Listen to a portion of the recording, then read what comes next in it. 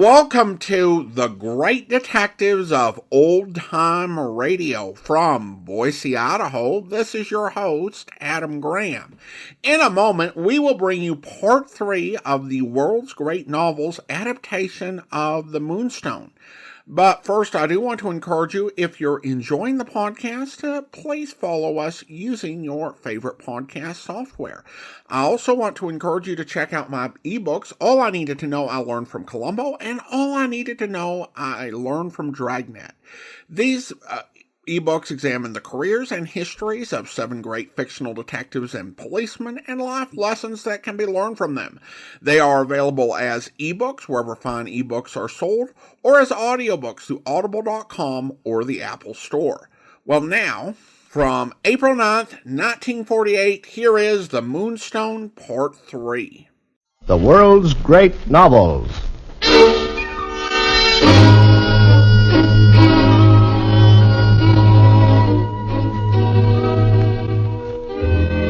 Though Wilkie Collins was by no means the first English novelist to trace the influence of circumstance upon character, present-day writers of detective fiction have learned much from his uncanny gift for creating suspense by innuendo, and from the effortless technique with which he heightened the inevitable steps of a relentless fate.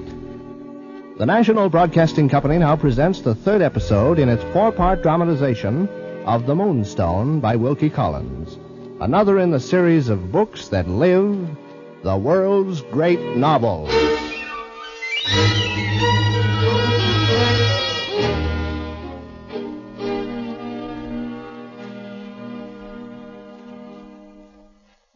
Better had the Moonstone, that yellow diamond of evil memory, remained encrusted in the forehead of the Hindu idol from which it was stolen centuries ago, than become, despite its immense value, a possession of the Verinder family, whom I, Gabriel Betterridge, served as house steward for most of my life. A very happy life indeed, until the coming of the curse of the Moonstone.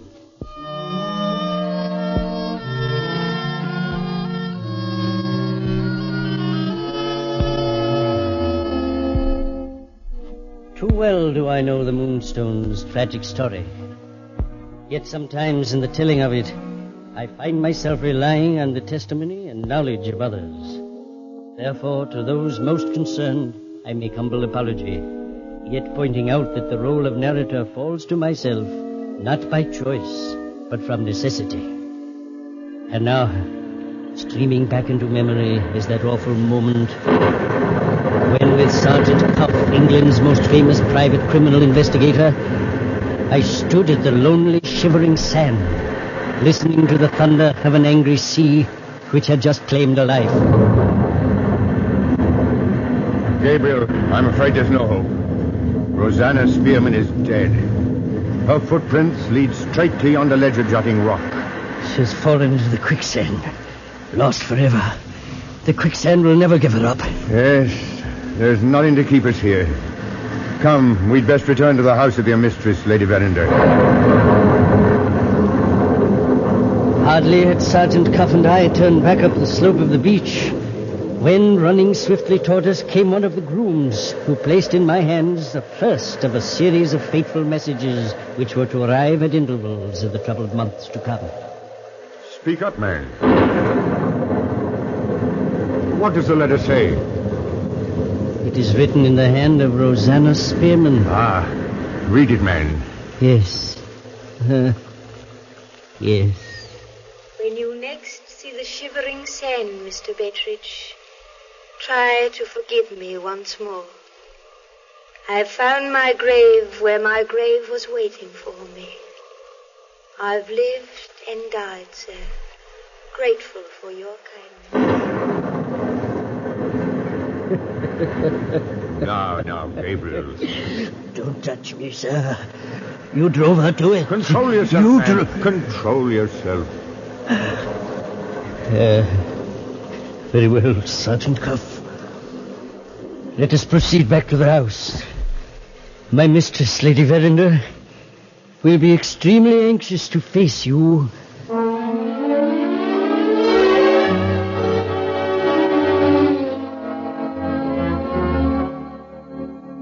Sergeant Cuff. You alone are responsible. Rosanna Spearman was innocent, and you frightened her into taking her own life. You and your infernal spying.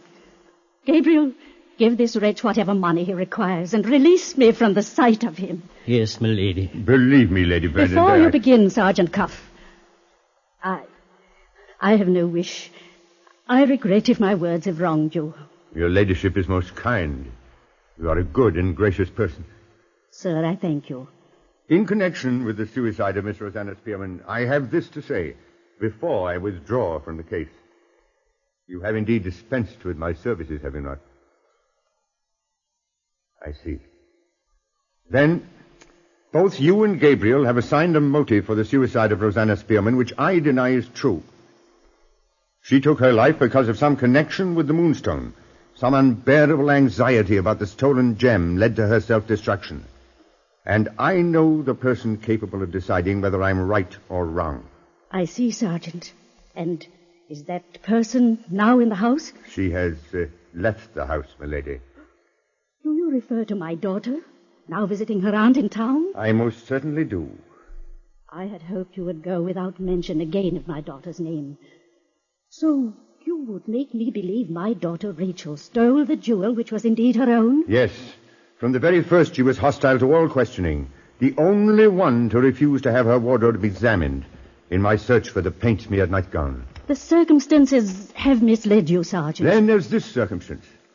I told Miss Rachel her departure would put obstacles in my way of recovering the Moonstone. In the face of that statement, you yourself saw her leave. If Miss Rachel is not trying to interfere with the recovery of the Moonstone, what does it mean? I don't know. I wish I knew. And let us return for a moment to poor Rosanna. Before she became your housemaid, she was a convicted thief, having relations to my certain knowledge with the most notorious moneylender in London. And I believe Rosanna became your daughter's unwilling accomplice. But why? In God's name, why? Miss Rachel, in need of a great sum of money she must raise privately and secretly, might have stolen the Moonstone, and with the aid of Rosanna Spearman have sold it to the moneylender Rosanna had trafficked with in the past. Preposterous, no. Then may I tell your daughter, and without warning, this news of Rosanna's suicide, so that I may shock her into a confession? Do I have your ladyship's consent? You have my consent, Sergeant. When may I confront her? No, you may not. Well, but, milady, just a moment ago... I shall do it myself. Yes, as boldly as you would, sir. But I am soon to leave for London. How shall I know the result? You shall know before you leave. Good day, Sergeant Cuff.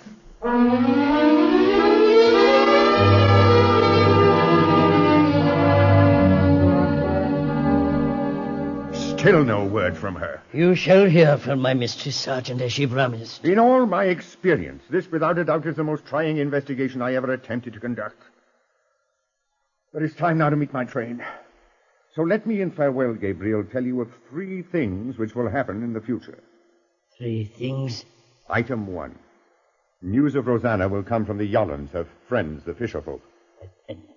And the second? The 3 Indians who attempted to steal the Moonstone will be heard from again, in connection with the Verinder family.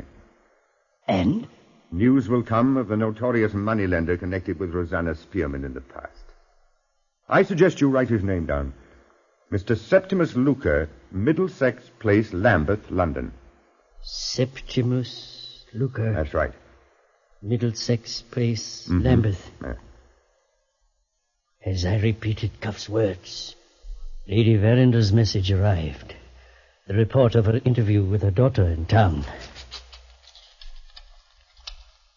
What did she say? Lady Verinder is pleased to state that her daughter was shocked at the news of Rosanna's suicide, but adds she had never spoken a single word in private to the poor girl from the very moment she entered service in this house. Further, Miss Rachel also swears she is in debt to no living creature. What does the great Sergeant Cuff say to that? What do I say? As I leave you, sir, I say I failed completely. The day following the departure of Sergeant Cuff, I had much to do.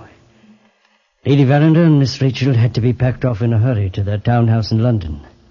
And Mr. Franklin Blake, the headstrong young suitor Miss Rachel still refused to see, also left heartbroken for a long stay on the continent.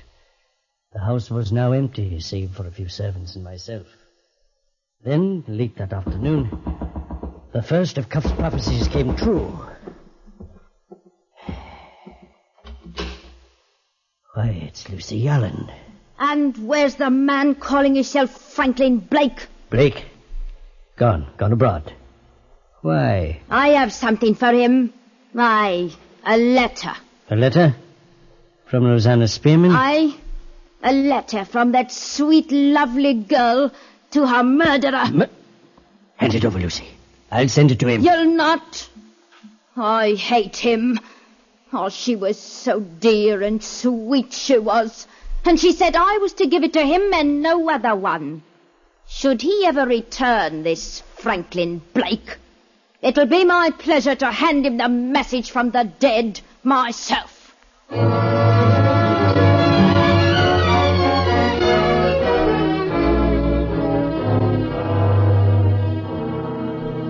Then, shortly after, another of Cuff's predictions came true. A news clipping from a London paper sent by Cuff himself. Mr. Septimus Lucar, the well-known money lender and dealer in gems, reported to the police that he has been annoyed by 3 Indians hanging about his shop. He asked police to protect him against further annoyance. I had no way of knowing if Cuff's third prediction, that the Indians were to turn up at the Verinder home in London, had also become a fact. But soon there came news from which I have never recovered. I refer to the sudden death of my dear Lady Verinder, Rachel's mother.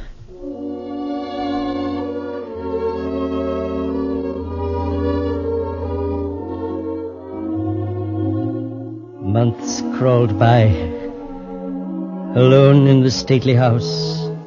No matter what room I entered, she was there. Her spirit hung over all, like the lingering scent of primrose in spring.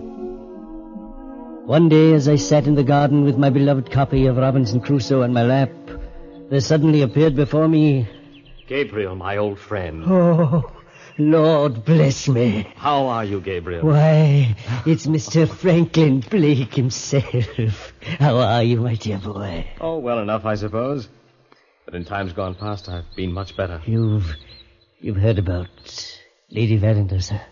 Yes, I came back to England the moment I knew. I tried to see Rachel again, but to no avail. Oh? Then what brings you here, Mr. Blake?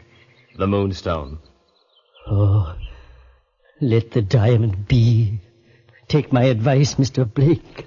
That cursed Indian jewel has been the ruination of everyone who's come near it. Forget the past. No, I cannot. I am determined to get to the bottom of it. Rachel believes I had something to do with its theft. My salvation can come only by unmasking the criminal who did make off with the Moonstone.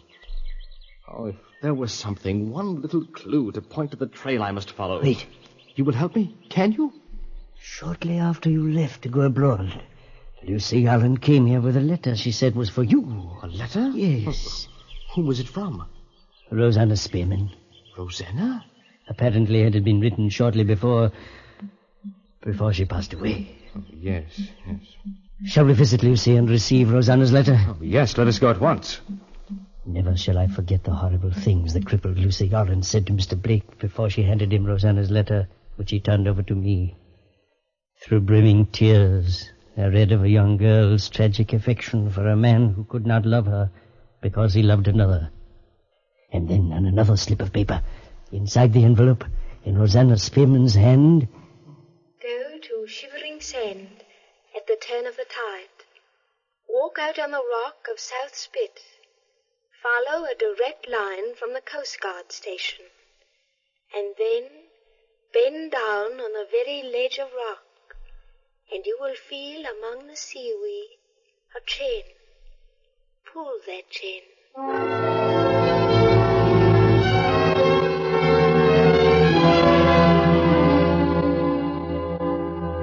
Have you found the chain, Mr. Blake? No, not She's yet. said to reach down into the seaweed. Wait, there is something here. Huh? Yes, it is a chain with something attached to it. Something which dangles just beneath this ledge of rock. Well, pull it up, It's pull it up. stuck so tight. Why, Stripping wet. it's a tin box. Yes. The very one Rosanna bought for Mrs. Yallen just before she died. Open it, open it. I will. This lid must be rusted. It's clamped on so securely. What is inside? Appears to be some kind of linen. Take it out, Gabriel. Why, it's a nightgown. And look, there, just below the monogram, a paint smear. Sergeant Cuff said the nightgown of the person who stole the Moonstone will be smeared by paint. But whose nightgown is it? I can't recall ever having seen it before. I have seen it before. Indeed, I have worn it. Gabriel, this nightgown is mine.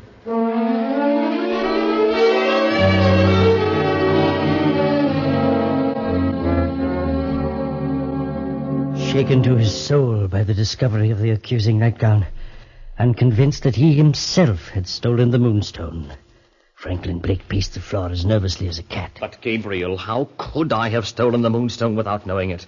Why, it's fantastic. How could I have done it? I don't know, Mr. Blake. Perhaps you were drunk. Oh, no. Or walking in your sleep when you took the jewel.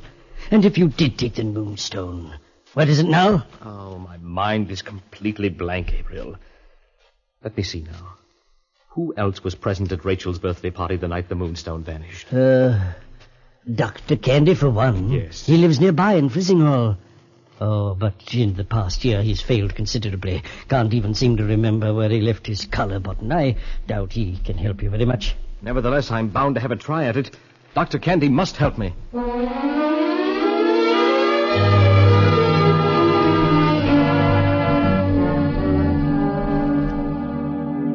Sorry, Mr. Blake. Sorry. I remember little of what happened that night. You see, that same evening when I returned home from Lady Verinder's, I was taken suddenly ill. My memory isn't quite what it should be, sir, I'm afraid. It's a bit off, it is. Thank you, Dr. Candy. You've been most kind. Not at all. Well, I guess I'd better be getting back. Good night, Doctor. Good night. That's that. Ah, Mr. Blake, I believe. Well, who are you? Is it your custom to sneak up on a man? My apologies, Mr. Blake. People hereabouts will tell you Ezra Jennings is not the most popular of men. I am Dr. Candy's assistant. Oh. And you can see my appearance is hardly in my favor, and does little to win me friends. My gypsy complexion and fleshless cheeks remind some persons of another like myself. Only he has horns. You are very sensitive. I am very. I imagine you find Dr. Candy greatly changed. Oh, yes, terribly. His memory's been gravely affected. It's been failing for nearly a year. On his way home from the birthday party at Lady Verinder's, he was caught in the rain and became violently ill. In fact, delirious. Delirious, you say? Indeed. He raved at great length. My curiosity became aroused. I took notes, quite unintelligible, of course, of what he said. Mr. Jennings, in these wanderings of Dr. Candy, did he mention my name? Yes, Mr. Blake. At one point he did. His mind seems to have been occupied with something between himself and you. And you say you have taken notes of his wanderings, what he said in his deliriums? Yes, Mr. Blake. Then you will let me examine these notes? I'm afraid, sir, that is quite impossible. I am forbidden to disclose the words of my suffering master. Good night, Mr. Blake. Mr. Jennings, please hear me, please. I'm listening, Mr. Blake. This is a matter concerning my honor. I have reason to believe I am a thief. That I, without knowing it, have stolen a most valuable diamond. Without knowing it? Incredible. What? Wait a moment. Mr. Blake, you have suggested more to me than you suppose. I don't follow you, Mr. Jennings. Mr. Blake, have you ever been accustomed to the use of drugs? Never in my life. Then you are most fortunate, because in me you see a derelict. One become a slave to the drug habit. Oh. But you needn't be sorry for me. Mr. Blake, I am sorry for you. And I have changed my mind. I will let you see the notes I took the night Dr. Candy, my poor colleague, became ill. Oh, good. But first, I have a client critically ill and awaiting me. I shall return in 2 hours. At that time, we can dwell upon the subject of Dr. Candy's delirium, as well as other things. In 2 hours, Mr. Blake.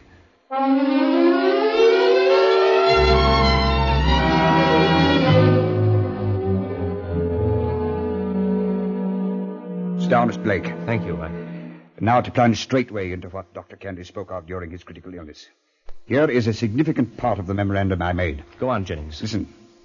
Mr. Franklin Blake is clever and agreeable, but wants taking down a peg when he talks of medicine. He confesses he's been suffering from want of sleep at night. I tell him his nerves are out of order, that he should take medicine. He tells me that taking medicine and groping in the dark are one and the same thing. Now, Mr. Blake, did you have difficulty sleeping a year ago this time? Yes. I slept wretchedly. Dr. Canty had tried to get me to take some medicine, but I refused. And on the night of the Verinder birthday party, how did you sleep? It is most important. Try and remember. I do remember. I slept soundly like a top. Then, Mr. Blake, I am convinced, absolutely convinced, from what Dr. Candy revealed in his delirium, that on the night the Moonstone was stolen, you slept under the influence of a drug which Dr. Candy administered to you in secret. I don't know. I can only follow your opinion, but... Mr. Blake, are you the man to try a bold and daring experiment? I will do anything to clear myself of the suspicion which rests upon me now. Will you put yourself completely in my hands, be guided implicitly by my advice, even though it may expose you to the ridicule of fools? Yes, I will. But what am I to do, Mr. Jennings? We shall simulate the conditions. I refer to the physical appearances of the Verinder household, as those conditions existed nearly a year ago.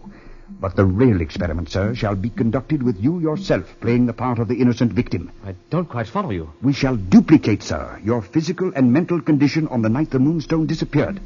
And then, just before you go to bed, a drug will be administered to you. But why? Why should I be given a drug? Why? Yes, what will I do? This, Mr. Blake. In the presence of witnesses whose testimony will be beyond all dispute, you shall steal the Moonstone a second time. Why, it was the maddest scheme ever heard out of the mouth of any man I had ever known. The very appearance of this person, Jennings, gave me the walking shudders. He stalked the house like a proprietary ghost. But, urged on by Franklin Blake, I kept hard at work, restoring all the furnishings of the empty house to their places and conditions as they were on the night of the robbery. Mr. Blake gave himself completely over to Ezra Jennings, who for all the world reminded me of a cat watching a silly mouse. And each day Mr. Ezra Jennings would note in his diary the decline, under his careful suggestions, in Mr. Blake's physical and mental condition. June 18th. In keeping with my plan, and because Mr. Blake had at this time 1 year ago given up smoking cigars, I have now forbidden him to smoke. He is, as I hoped, becoming increasingly nervous and irritable. June 20th. The sooner the rooms are returned to their appearance as of the night in question, the better. Mr. Blake now grows more and more restless. June 23rd. Mr. Blake is overwrought, highly nervous, just as I need him to be. I myself now begin to feel the last and terrible effects of the dread habit to which I am enslaved.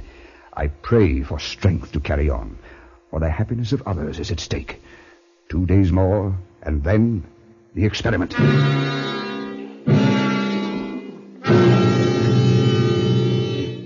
Then came the fateful day of the experiment. The witnesses, as Jennings was pleased to call them, began arriving.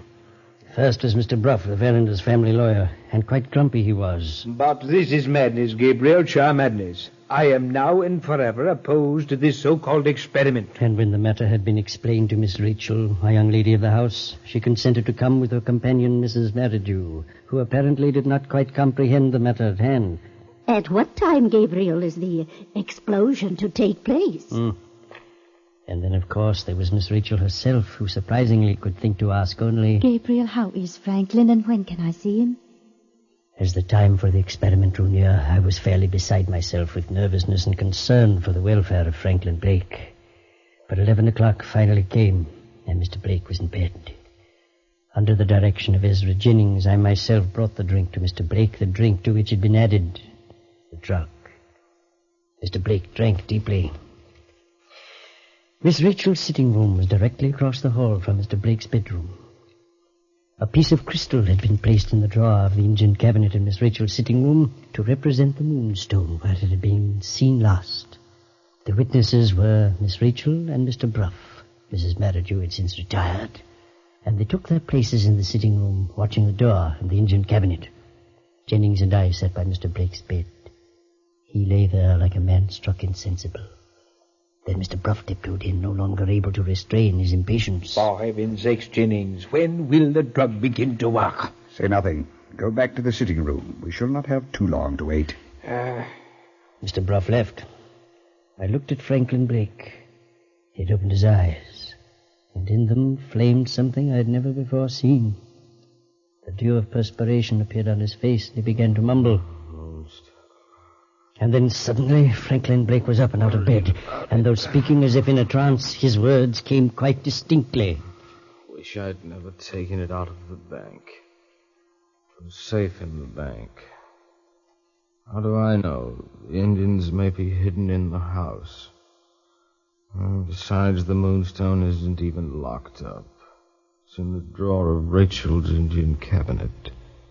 And the drawer doesn't lock. I'd better take a candle and go have a look at it. Where's the candle? There it is.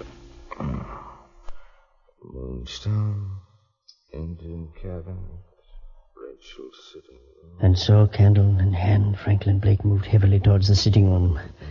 I crept after him as he walked straight to the Indian cabinet. There he stopped and placed the heavy ornate candle holder atop the cabinet. And then he began opening and shutting one drawer after another. The Moonstone. Where is it? Where? Yeah. I'll take it. Now, where's the candle? Yes. I'll go back. Can't move. Strange. Legs heavy. Everything heavy. Candle too heavy. Even Moonstone can't carry it. Franklin, oh my darling, oh my poor dear. Franklin Blake had indeed taken the Moonstone from the drawer of the Indian cabinet. But after it had fallen on the floor, who had picked it up?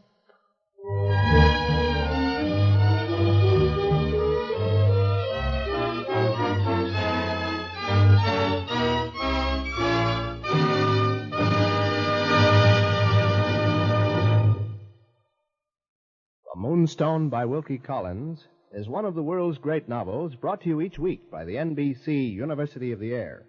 Listen next week to the final episode of this 4-part radio version of The Moonstone. And remember that your local public library can be a constant source of information and entertainment. To add to your enjoyment of this series, we recommend the Handbook of the World's Great Novels, which you may obtain by sending 25 cents to World's Great Novels, Post Office Box 30, Station J, New York 27, New York. That's Post Office Box 30, Station J, New York 27.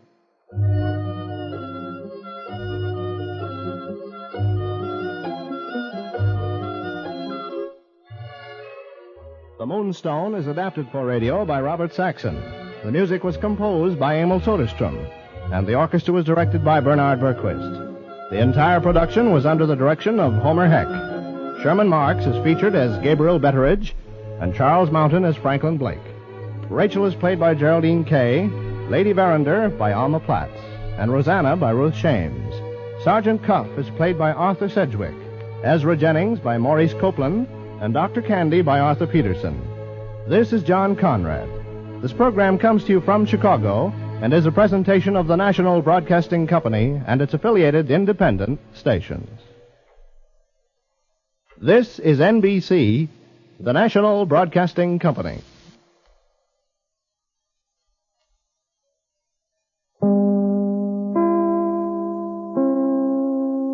Welcome back. I continue to love this adaptation. This really brings out the best parts of the novel. And I liked how they chose some poignant passages for Gabriel to read. While I liked reading Gabriel when I was reading the book, he could go on a bit. But they chose some solid bits for him to narrate, and the way he reflected on the passing of his lady was just beautifully done. Still got in a Robinson Crusoe reference because it wouldn't be Gabriel without it.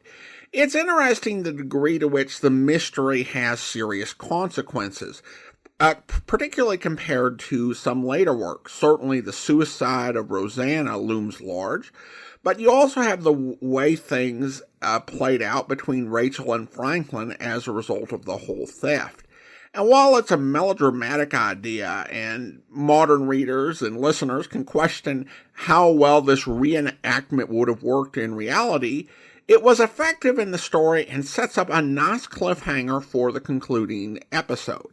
I will say the doctor deciding to show Franklin the power of medication by surreptitiously drugging him is a bit dubious ethically, even by 19th century standards, but perhaps he was already starting to go downhill mentally, and that's why he did such a thing. All right, well, now we turn to listener comments and feedback. Diane writes on Instagram, listen to part 1, looking forward to hearing more. Well, thanks so much, Diane. Now it's time to thank our Patreon supporter of the day. And I want to go ahead and thank Jennifer, Patreon supporter since April, currently supporting the podcast at the Detective Sergeant level of $7.14 or more per month. Thanks so much for your support, Jennifer. And that will do it for today. If you're enjoying the podcast, please follow us using your favorite podcast software. And be sure to rate and review the podcast wherever you download it from. We'll be back next Thursday with the final episode of the Moonstone. But join us back here tomorrow for yours truly, Johnny Dollar, where... All right, just tell me why you've had me come all the way down here to investigate a lousy $2,000 claim. I told you I don't really know. All right, Earl. National security is involved. Yes. Well? Okay, Johnny. I issued a policy covering the chemical plant of Dr. John C. Allworth. What kind of chemicals? Well, you see, I don't know. Huh? I issued the policy at the specific request of Todd Swamp. Who's he? Chamber of Commerce. Knows more about this whole area and its people than anyone else. Well, surely you've seen this chemical lab. No, I haven't. You what? As a matter of fact, its exact location is a complete secret. Oh, now look, Earl, if you've issued a policy, if you're ready to pay off a claim... But if you haven't seen... Look, how do you know a couple of $1,000s worth of damage occurred? I've taken Todd Swamp's word for it. I trust him implicitly. Well, this is the doggone... Earl, how can I possibly investigate something if I can't even... If nobody knows what... I hope you'll be with us then. In the meantime, send your comments to box13@greatdetectives.net. Follow us on Twitter at Radio Detectives, and check us out on Instagram, instagram.com/greatdetectives.